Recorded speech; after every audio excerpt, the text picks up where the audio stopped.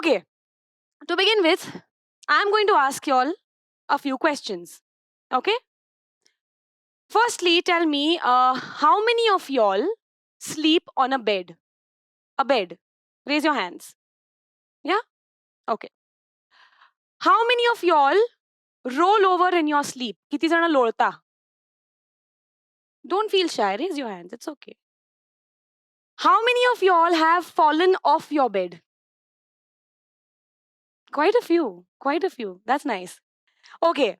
How many of y'all have fallen off your bed and shattered your kneecap into pieces? Yes. Yes. I think I'm one and only amongst all of you lovely people sitting here. So, 3 years back, on the 4th of April, I fell off my bed in my own home. I was alone at home. My parents were traveling and performing in different cities. And I shattered my kneecap. And by shattered, I literally mean my kneecap broke into 3 different pieces. Okay? So there I was on the floor at 3:30 a.m.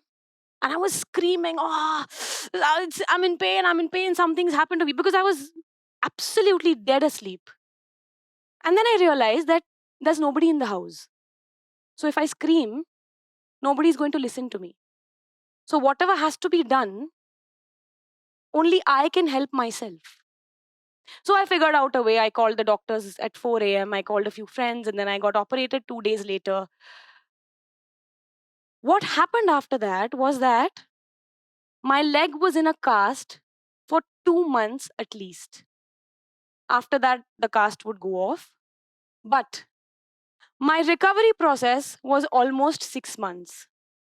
And it was excruciating pain that I had to go through. Now, during this entire time, obviously I couldn't act. I had to go places, I had to walk places. If I would have to do a play, I would have had to walk on the stage for 2 hours, which wasn't possible for me then. So I was sedentary at home. I was completely immobilized. My mind was running and creating so much chaos in my mind. I was having so many existential issues. And I couldn't find a way to let off the steam, to just manage all this chaos. So what I started doing was I started sketching a little. I started doing Sudoku. You get those Sudoku books. I started solving that. Then I did a little bit of painting. And somehow I just started doing riyaz, vocal riyaz. I started learning music at home. Before that, I had never deliberately done the effort to do that, but I had no option. I was sitting in one place. I had to keep myself entertained. And my mother was at home. My mother is a classical vocalist. She was there. She was helping me with my recovery. So naturally, I started learning music from her. And because I had a lot of time on hand, I started doing riyaz for 2 hours, 3 hours a day in the morning, afternoon, and evening.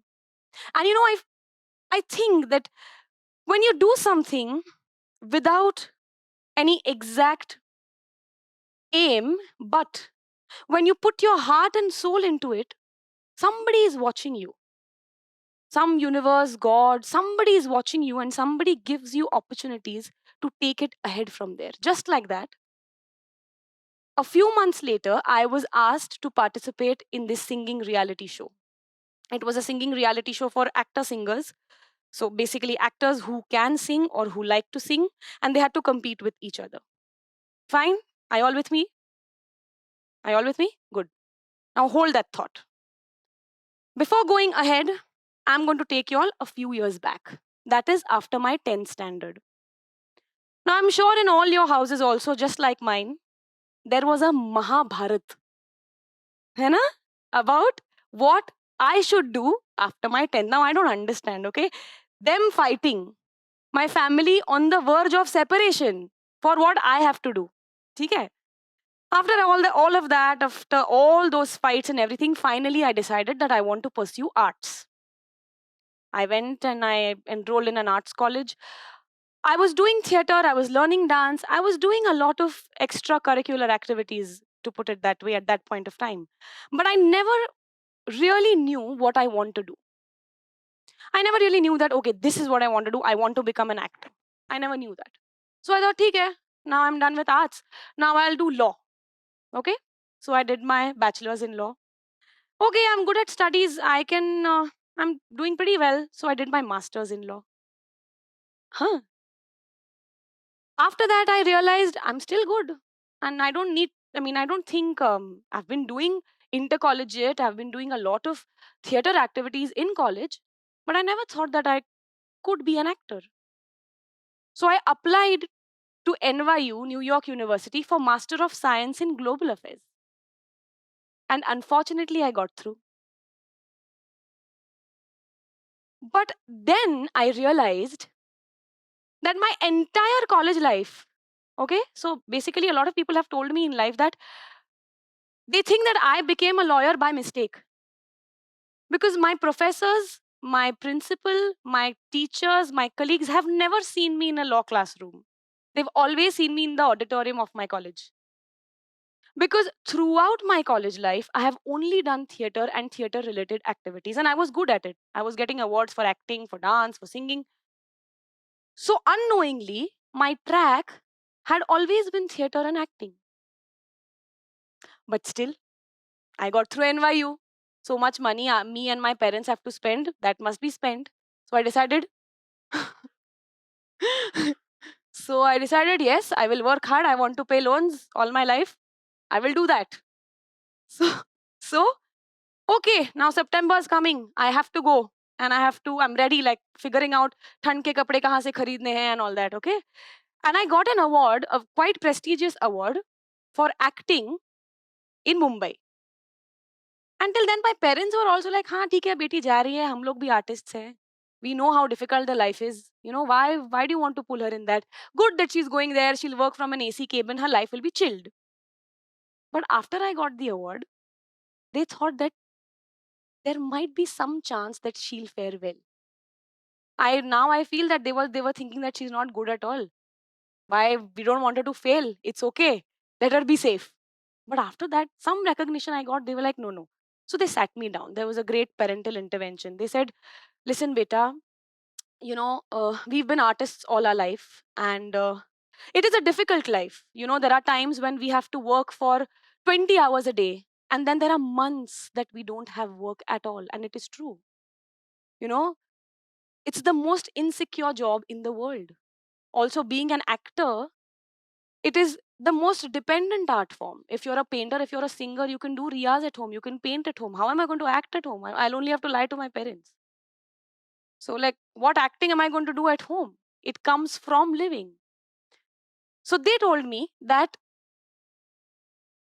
all this said and done, but we are extremely lucky and blessed that our hobbies and our passions are our professions. And that every day when we go to work, we only create joy and we can share it with so many people. And they give it back to us in the form of love. So if you have a choice, we're just telling you that you have a choice. It's your decision. You choose what you want to do. And then suddenly it was like a eureka moment for me. Overnight, I was like, Bas, parents have said, parents are with me. Or even, I think in spite of the fact that I was quite old by the time I finished my master's, and like the conventional age to get into acting is quite earlier. But in spite of everything, I said no.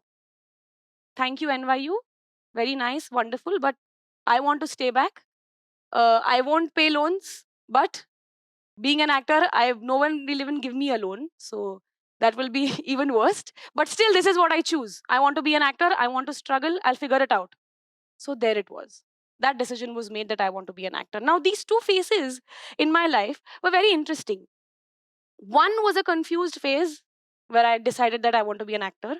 And the other was an accidental phase when music came into my life, where in fact I was finding something to liberate myself. Now, when I was asked this singing reality show, I had held your thought. Is it coming back? Correct. So, when I was asked for this singing reality show, I was extremely scared. I didn't want to do it. So, my parents, my father is an actor and my mother is a classical vocalist. Since childhood, I have been under some or the other pressure of, being somebody's child, trying to, even if I'm an actor, I'm going to be compared. Even if I'm going to be a singer, I'm going to be compared, and the works. And especially when it comes to doing a singing reality show, I realized that the failure would not be only mine. It would also be of my parents. Because people would actually see me fail. Again, there was a parental intervention. I asked my parents, I told my mother in exactly these words. I said, Mama, मी घाण गायले तर काय? It means, Mama, what if I'm really bad? What if I just can't sing? And what if I just fail? And very coolly, like a swag person, she said, so what? It's okay if you fail. Big deal. You are going to give in your 100%. Each and every performance that you give through all the weeks, you are going to do all the efforts. Why are you worried about what's going to happen? Just give it your 100% and see how you fare. Again, I was like, okay, I'm going to do this. This is what I'm going to do. I love music. I've been born in the lap of music. Music is my passion, and I really love, music is really part of my soul. When I'm waking up, when I'm sleeping, when I'm eating, if I would not have been talking, I would have been listening to music right now. So I realized that, okay, this is what has been with me since my birth. I'll give it a try and see what happens. So I said yes to the show, and I was on the screen, and my parents were sitting at home and they were watching my first episode and they were very proud. But that wasn't the first time that they were watching me on television. They had seen me on television a few years before that when I was doing a television show. I hope some of you might have seen it. I was doing Dil Dosti Dunyadari. And truly, the kind of love that that show has given me and is giving me even now in the form of y'all is phenomenal. I really want to take this moment to thank y'all for the love. But when I did that show, obviously it was my first ever project. And I remember after that, everything was fine. I was very happy that, yes, my first project and it's so great. And, now I'll get another project and I'll work and, my career will be great. And it was happening. I was getting work. I was getting characters that I wanted to play. And I was 15 kgs heavier than this, but it never mattered. And, it was a good time. It was a really good time in my life until I broke my knee. Exactly 3 years after the show, I broke my knee. So there is a high, there is a fun, there is a great, great joy of performing. And then you have to sit at home and you just have to think of when you're going to be able to stand on your own feet and start working again. Now, all of this made me think a lot because I had a lot of time, obviously. But it really made me realize that the only thing that has been constant in my journey is change. Nothing has been the same. I have had to ask new questions every day. I have had to find new answers every day. Sometimes the answers were the same, but the questions were different. But every day was a new experience, and I had to deal with it. I absolutely had to deal with it. There was no other way.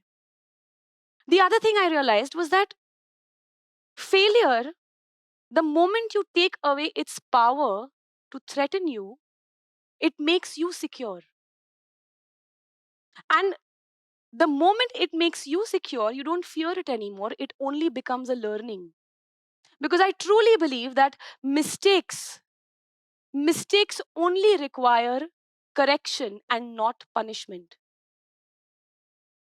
Another thing that I realized was that there is no point in being motivated for one day. For example, now whatever I think that I learned in throughout this journey, this time, whatever I thought um, were my learnings, it's not like it's done and dusted with.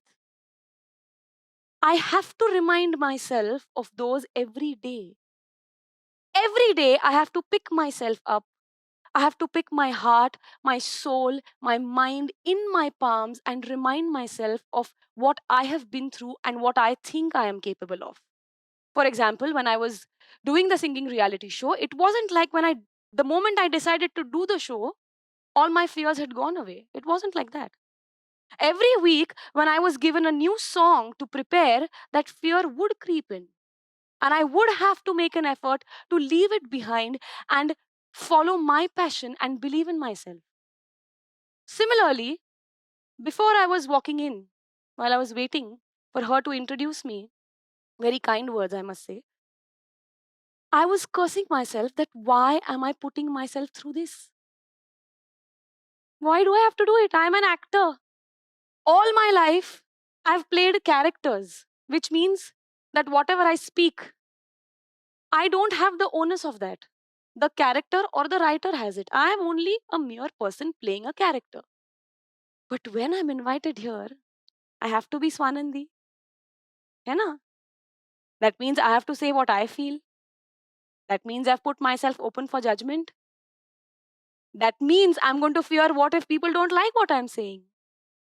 But in spite of all of this, all of the ups and downs and fears, I am here.